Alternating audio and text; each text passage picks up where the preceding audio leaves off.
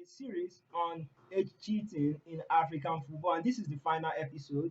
We have two other videos. Please do check on our channel so that you can catch up if you are just joining us. And don't forget to share, like, and subscribe. So, yeah, today we'll be looking at the solution to the problem of age cheating in African football. I mean, there is no shortcut. There's no shortcut. We have the potential, we have the talent, and part of the blame, majority of the blame has to go to our government. The government, eh, our leaders,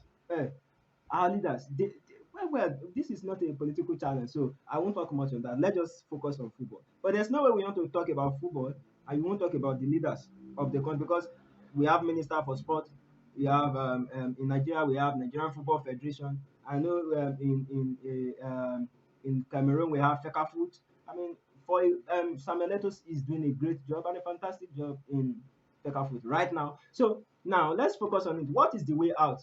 The way out is for us stakeholder, parents, government, aspiring footballers to just, I mean, let's be sincere. Let's be sincere let's be sincere if we want to help ourselves. I know it's difficult, it's hard, the opportunities are few. So we just want advantage. Everybody is looking for an advantage.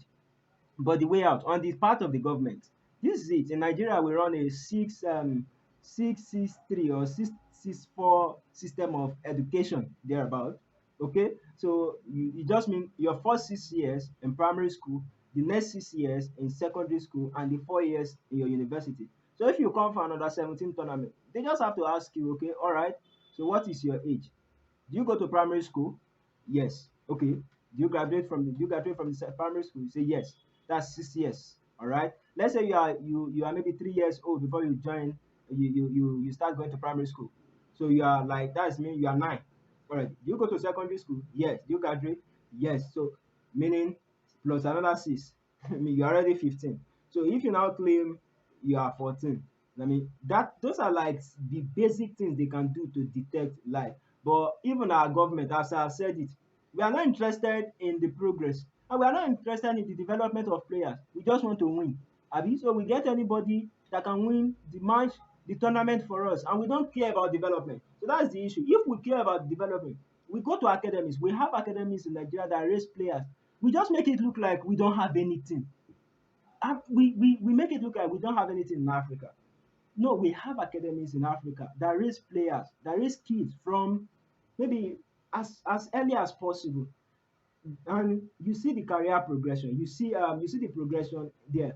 But since we are not interested in development, we want the price, we don't want the process. But right now it is telling on us Nigeria cannot even qualify. We are struggling to qualify for, we didn't qualify for the World Cup the other time. Now we are struggling to qualify for African Cup of Nations because we are not committed to the process. I mean, the issue is not just the issue of Nigerian football. I mean, I don't like talking about Nigerian football because they are a separate case. I mean, the separate case. There are many things going on there, and I don't like talking about it. And let me just focus on what I'm here for, which is a cheating in African football. So one of the way is government commitment to the progress and development. Development that is very very important. Another thing is on the side of the parent. If you see that your child has passion for football, for people like me now, I was interested in playing football as early as primary school, but they will not allow us, so they will beat you if you go to the field. So by the time by the time you grow up, the passion has died, or maybe you've passed the age. You've passed the age. So for the side of the parents, if you have a child that is interested, just do as these Western people do. You enroll them in maybe in an academy and schooling. Let them be doing the two on the go, and we never know because opportunities are few. So majorly for the stakeholder, the parents, players, and government. My solution on the part of the government is we should be committed. Commitment. I mean, huge commitment must be seen in the way we appropriate resources. It must be seen our grassroots football. We must reawake it. Must be awakened. Grassroots football. In those days, I normally hear the fathers normally talk about inter-house sport. All those things. Those are the places you have talent. I mean, raw talent, pure talent. No adulteration, no lies. I mean, you can pick from there. But as I've said, the government are not interested in the process. they just want the prize. So we just have to like the process again. So once we are committed to the process, I believe the issue of age cheating can be sorted, and we should be committed again to, and we should use technology, take advantage of technology to tackle some of these corruption.